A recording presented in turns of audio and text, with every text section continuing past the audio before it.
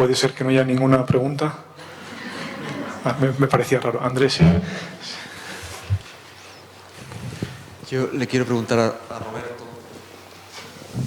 Sí, a Roberto,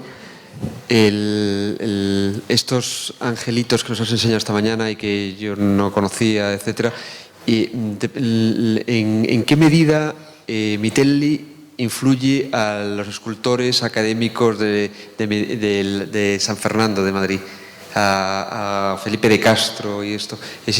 ¿Tú ves algún tipo de influencia o no? ¿No? Este tipos físicos de los niñitos con los los modelos de Morelli proyectados. Sí, en un siglo más tarde. Purtroppo senza microfono non possiamo sentire. Más alejada del mundo arcadiano, pero desde luego es una artista que tampoco conocemos perfectamente. Pues que sí.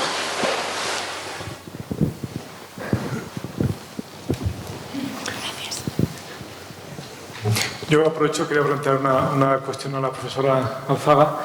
Me llama la atención, probablemente desde mi ignorancia, si no recuerdo mal, Claude Bédat y también Andrés Úbeda puntualiza el hecho de que en la academia las copias enviadas por los pensionados desde Roma, creo que en 1798, no recuerdo la fecha exacta, quizá un poquito antes, el mayor número de copias son precisamente de Guido Reni. Creo que hay 16 copias de Guido Reni, no recuerdo 12 o 13 de los Carracci, y después aparece Rafael. Por primera vez hay una especie de inversión en el rol. Pensaba que, sobre todo durante la primera mitad del siglo, la cultura artística española era mucho más dependiente del modelo francés, del Museo Napoleón, sobre todo el Museo Louvre, donde los bologneses tienen una importancia importantísima. Y no me deja de sorprender que alguien tan filofrancés como Federico de Madrazo haga estas elecciones tan sesgadas, y más cuando su padre era quien era, ¿no? ¿Es una cuestión personal de Federico o es algo general? Las elecciones de Federico. Ay, perdona, gracias. No, como tú mismo has señalado, pues tiene una idea de lo boloñés muy concreta, ¿no? Y digamos que Reni no le suscita un particular interés, entre otros, cuando en Francia, sin embargo, suscita un interés. Ellos también tienen una corriente neo-rubensiana, neo-veneciana, etcétera. Pero me llama mucho la atención que ¿podemos considerar a Federico un caso individual o es un reflejo general de...? No, Federico tiene... O su cultura tan amplia, al revés, hay que pulsar, creo. Sí. Federico tiene, en el primer viaje, tiene cierto acercamiento a lo antiguo, el primer viaje a París, y tiene mucho respeto por la pintura que le va indicando el padre que tiene que ver. El segundo viaje, que es el que realmente tiene interés, es en el que él se siente mucho más libre y no le interesa nada ni las corrientes pictóricas que siguen a Guido Reni ni nada parecido. Lo rechaza absolutamente, le interesa la pintura de las grandes batallas de Horace Vernet, la pintura que se está pintando para Versalles, lo que están haciendo los pintores del Juste Milieu como Delaroche, y se va a otra cosa. Y prácticamente no le interesa nada del Louvre, de lo que allí ve, no le interesa la pintura italiana del Louvre, mucho más allá de Ingres. O sea, le interesa sobre todo la reubicación de Ingres, la colocación de Ingres dentro de la tradición artística, pero no las obras en sí. ¿Alguna pregunta, alguna cuestión? ¿Sí? Ida Mauro, por favor. No se preocupe, hablo como su mía. También son bastante cosas a lo largo de mi casa. En primer lugar, quería agradecer tanto organizadores como ponentes por estas dos jornadas, que de verdad ha sido todo un descubrimiento también de la reconciliación, de manera particular con muchos temas sobre los cuales me gusta muchísimo escuchar y hablar. De hecho, ahora volviendo un poquito atrás de todas las ponencias, tendría casi pequeñas preguntas a márgenes a cada uno, pero por eso en relación a las ponencias de hoy, volviendo a provocación, Roberto, muy interesante, ya lo hemos comentado antes. Me interesa mucho esta circulación, esta movilidad un poquito diferente de Morelli, que llega a España vía París, Valencia.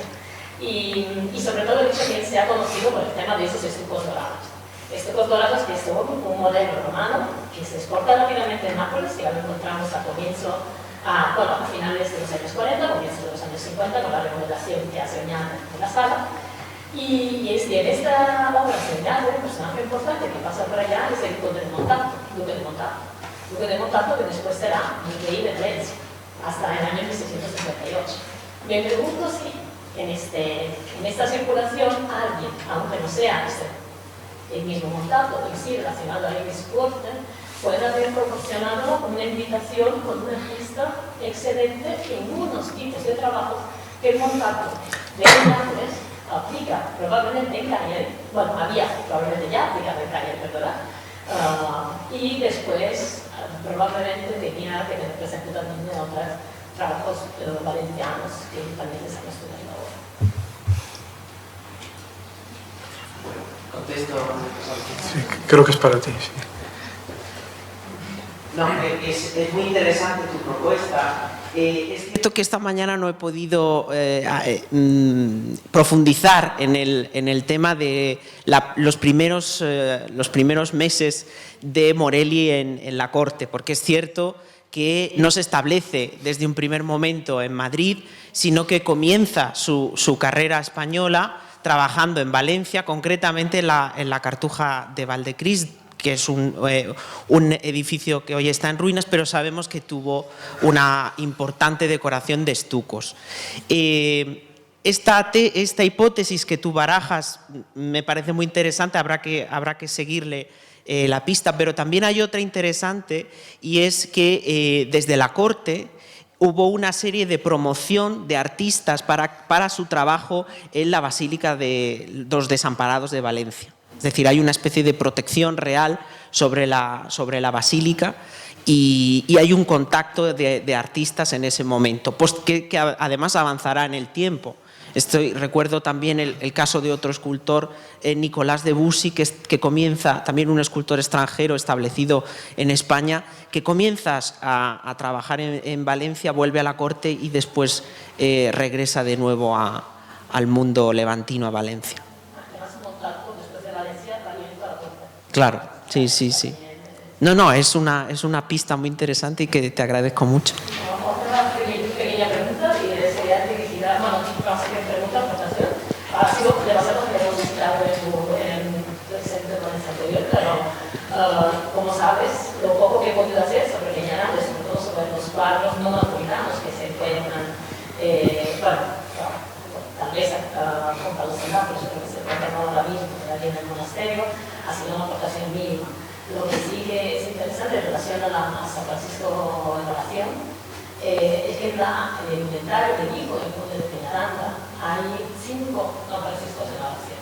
O sea, la otra cara no es más difícil de trabajar, el tema de las copias, es en relación también a la probable comitentes y presencia de estos temas en los inventarios que muy a menudo nos proporcionan poca información, pero presencia de piezas de este tipo que se encuentran en lugares de mecenazgo, favorecer ser nada como sus cursos.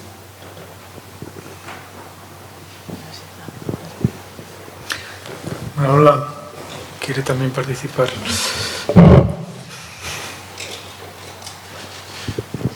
Bueno, yo quiero hablar de algo que se ha hablado aquí esta tarde en la última de las conferencias de Amaya, ¿no?